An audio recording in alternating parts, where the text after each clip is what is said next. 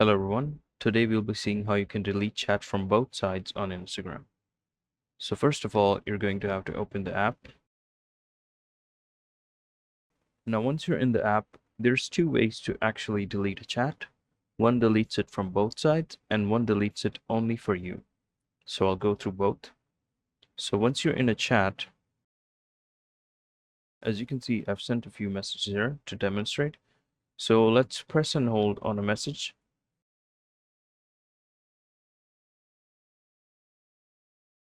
As you can see, there's a bunch of options here from reply, edit, forward, copy, unsend, and more. So if you go ahead and click more, there will be an option called delete for you. What this option will do is that it will delete the chat from your side only, meaning the recipient will still have that in their own chat. So let's back out from this. And if we press and hold again, you can see there's an unsend option. So what this option will do is that, as you can see here, it says it will remove from both sides.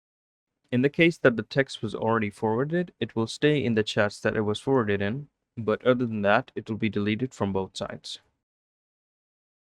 And as you can see, it has been deleted from both sides here. I hope this was helpful. Thank you for watching. See you in the next one.